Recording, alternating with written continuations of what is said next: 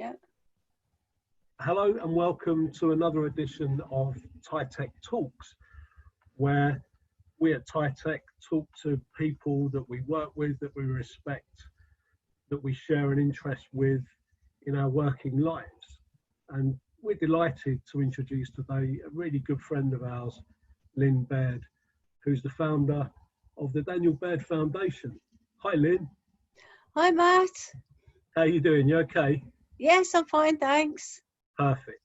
Listen, I wonder if you could just tell us all a little bit about the Daniel Baird Foundation. Right, okay. Well, the Daniel Baird Foundation was set up shortly after I lost my son to knife crime in 2017, July 2017. I discovered that should a bleed control kit or some kind of medical equipment have been available at the time when he was stabbed, we may not have lost him, because we found out that it takes between 3 to 5 minutes for someone to bleed to death should an artery or various places be punctured, and that was what spurred me on to start up the Daniel Baird Foundation, and we are where we are today. That's something else, Lynne. I've told you many times your fortitude and your strength to bring something positive out of something so awful for the whole family is quite something. It's strange actually, because we first heard about you at TITech on a little news clip. It was on a Saturday afternoon on Radio 2 in between the golden hour section that they do. And I heard it in the UK, and my boss Chris heard it in the US. And it was a news piece saying that the West Midlands were rolling out bleeding control kits, and we both thought, brilliant. You know, who's behind this? You know, that is absolutely fabulous. And then we got in contact, and I think I shared the clip with you. Tell me a little bit about Dan, what he was like as a lad. Oh, he was a very happy-go-lucky, always smiling, always laughing. He'd only just got a new job on that day, on the Friday morning, and he was looking forward to a great future. He was going to get married, he was going to get a mortgage. He had all his plans in place, and that was it. He never came back again after he went out. Whole life ahead of him. You know, I've got a niece roughly Whole the same life. age as Dan would be now. Yeah. And you can't imagine that you go out for a night out and things happen, but then there isn't anything in place that's going to prevent these awful situations. No. So tell me, in terms of what the foundation offer, what's in a bleed control kit? Well, a bleed control kit, just a basic one really, contains a trauma bandage, which can stem any bleeding. It's very, very useful. It contains a tourniquet, it contains gloves, latex gloves. It contains some gauze to pack a wound, presumably? Yes, some hemostatic gauze, and I think ours contain a chest seal. Okay. As well. Excellent. And presumably then, if they were in every sort of bar or venue where lots of people congregate, shopping malls, even taxis who are going to be driving by much quicker than an ambulance can arrive at the scene of a violent incident outside, let's say, a takeaway or a public house, you know. Yep. And I think over and above that, it's about the training, isn't it? Yes, that's a big part of it, and that's why we've made the resources available free. Because I've noticed that since we've started, it's been quite sort of recently actually. Some of the big charities have got onto it, and they charge for the training, you know. But I thought, well, we'll put the resources out free. So if anybody wanted to follow it through, they could. Of course, training opportunities are always good, especially for kids and, for adults even, but we thought we'd put it out there anyway. Absolutely, because we see record knife crime here in the UK, untold active shooter incidents in the US, and accidents around the home, road traffic accidents. If you have one in your glove box and you saw one, or if you were involved in one. And it's great having the equipment. And our mantra at TITEC is educate, equip, empower. But if you haven't got that training, and I know the big Stop the Bleed campaign in the States offers free training where people can go and have hands-on training for an hour. So it's brilliant that you're delivering that on video free of charge, as it should be. Yeah, exactly. And that's why we wanted the government to invest some serious money into it. But up till now, we're not funded. We have to raise anything ourselves as well. We're not the big charity, so they get the funding, we don't. And it's such an important piece of work, like I say, especially with these record figures that we're seeing, even in lockdown and in the COVID crisis. And I'm guessing that's what's putting the brakes on funding, while the government, I guess, looks after other parts of the economy, and with nothing open to people to congregate. No, that's it. There have been some incidents during the lockdown, and and one of your kits was actually used in London in the case of a drive-by shooting. Goodness. And it saved his life as well. I'm guessing presumably because people were able to work on the bleed on the scene there and then before the cavalry arrived, and that's the point of that whole sort of pre-hospital piece and that trauma care. Having that equipment and the know-how of how to use it effectively. Well, you've got a card in your kits as well, and I understand that the manager of the community centre that was there, he came out, opened up the kit, looked at the card, looked at the man's wound, and just stuck the trauma bandage onto it, and it saved his life. Wow.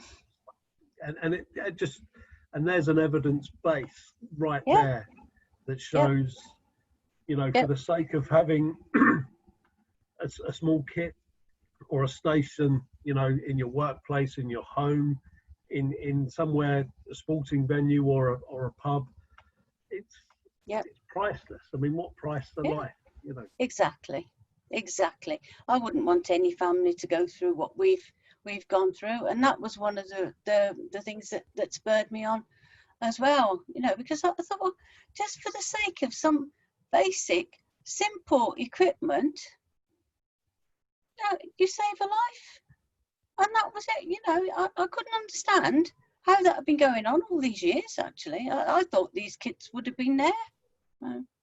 Yeah, very much so. So you mentioned sort of your campaign, and I know you're absolutely tireless. Tell me about some of the recognition that you've received on the work that you've done. Oh gosh, I've already got one award from West Midlands Police, and I'm due to collect another one next week, and that's a Diamond Award. Apparently there's not many people that actually get that off West Midlands Police, but so what does a Diamond Award mean, Lynne? A Diamond Award, it's mostly given to police officers, right? But they want some.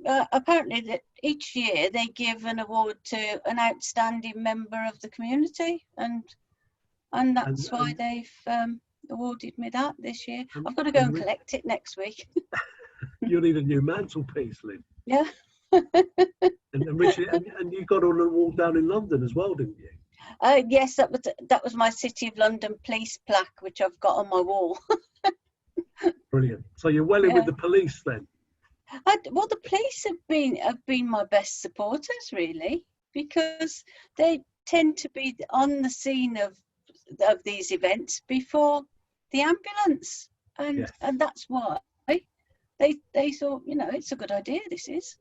And, you know, we've seen instances recently of paramedics being attacked. Two of them in Wolverhampton, wasn't it, I think? Yes. Yeah. You know, and is it going to be like it is in America, where the police have to turn up with an ambulance to make sure a place is secure before, you know, people can be treated? Yes, exactly. It's getting out of hand now. Yeah, you never know what's behind the door. No, and we've also got these courses will be starting in prisons, hopefully from September, October. And there was a school that got in touch with me, based in central Birmingham. They've got about 5 schools, and they had an incident before the lockdown with one of the children being stabbed, and there was some kind of altercation outside the school as well, and it terrified them all. So they want to get the training into place and kits in the autumn. And I think that's hugely important, isn't it? At sort of both ends of the spectrum, if you like, because you know, there's a lot of peer pressure obviously in schools, and you know, potentially some of the people in prison, you know, are in there because of sort of violent crime and have been victims of it as well. And knowing how to, you know, we talk about the cause and effect, and we can certainly treat the effects, but it's difficult to sort of go back to the cause, because that's obviously a much bigger job that requires government intervention, presumably, and all of those things.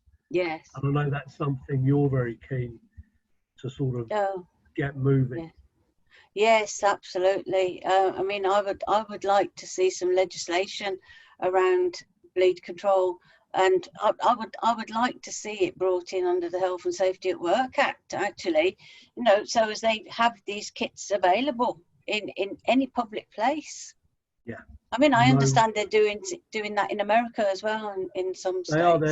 There are a number of states where it's mandatory, and as tough a decision as that is, to have bleeding control equipment in every school in those states, and you've got to, you know, wonder why that is and what the causes of that are.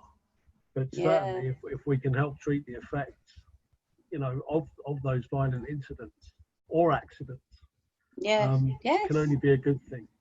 And I think, you know, I know you've been lobbying, haven't you, with central government here in the UK? Yes, definitely. And I've done that through the police, through City of London Police. They're going to write to the government. Of course, we started to do all this before the lockdown, and then everything just went quiet after that. So it's still ongoing though, and I'm not going to let it drop, because I say it in any TV or radio interview I do. I always drop that in somewhere along the line. And you are the go-to. I know I've seen you on a number of, you know, news shows, and you know, I think the message that you carry, and the importance that that the media puts in that is absolutely huge. And I just wonder if you could share that message, you know, with the people watching us today. Yes, I mean, they always, well, I do tend to get a lot of interest from the media every time as you say, Matt, I am the go-to, because it's never been done before in this country. No, I've never seen it. And I know there's certain people that are coming up now and saying, we've already been talking about this. They hadn't got my story. No way. Mine came from a place, and I wouldn't want anyone else to go through that. No, it came from a very dark place, and you know, absolutely. So what would be your one message then to the media, to, you know, to governments, to people who are looking to protect themselves? Right. Okay. Would it be get trained, buy equipment? I don't know. Right. We need bleed control kits in all public areas. We need them in schools. We need them in colleges. We need them in universities. We need them on the streets. We need them with defibrillators. We need them everywhere, and that's my message to them. And we need some legislation to make sure that they are there. We also need a big training program, a really big training program to go. I mean, I don't mind doing some of it, but we've put the resources out there so as people can do it. But we need to see training across schools and colleges. We need it. It's certainly needed, because not many people understand it, even because it's still going on yesterday, the day before, and tomorrow. Yep. There's nothing, and I hear about it so many times, and I often think, could a bleed control kit have saved that person? And we never know, do we, how we're going to behave in those situations. You've got someone lying in front of you, bleeding out essentially. Yeah. And having that knowledge and that equipment to do something about that and save that life is crucial. Yeah. The kids, from ones that have already done the training, they love it. Yeah. And it starts them asking questions, because a lot of them don't realise that, just a simple knife puncture wound, or even with a screwdriver or something, some kind of household equipment, that can cause a catastrophic bleed. And when they get interested in it, they know how to save a life then. And it gets them thinking about the bigger picture as well. Yeah. About, whether they're carrying something or how they just behave, generally. And more responsibly, perhaps. Yeah, go on. I've always seen it as a preventative as well. That way it's educational, it's preventative. It ticks all the boxes, really. Yeah, I think it's a very good tool for kids, for anyone to learn, actually. And what would you say, or what would you like your legacy to be, Lynne? I would like the legacy to see bleed control kits into legislation and training in schools.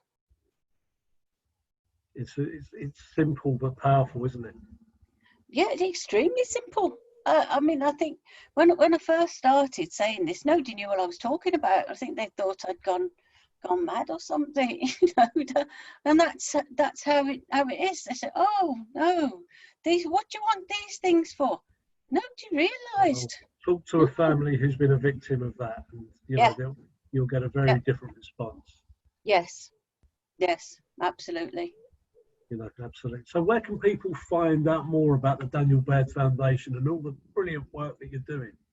Right, on our we've got a YouTube channel. I think that's listed on the website, which is www.controlthebleed.org.uk.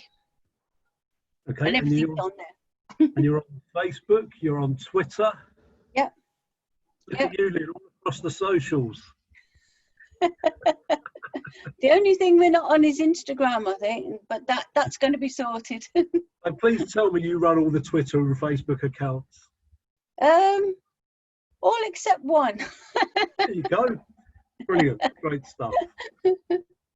But I just wanted to thank you again for joining us today, for telling us a little bit about your story. I mean, when we heard about you, it was just, we were amazed, and the deeper we delved, and the difference you've made, and the difference you're going to make, is immeasurable. Genuinely amazing. And we wish you every success, and anything we can do to help, we're always here for you. No, thank you, Matt. I mean, as you know, my daughter lives in Florida, and she was saying to me only the other week, said they've got stop the bleed training around there. The kids do that in schools, but they've got no bleed control kits around there. Yeah. So, and they've got no health service either. So. Well, no, that's the trick, isn't it? Over here, at least we have that, and I think we're told that's coming over there, but that remains to be seen. Yeah.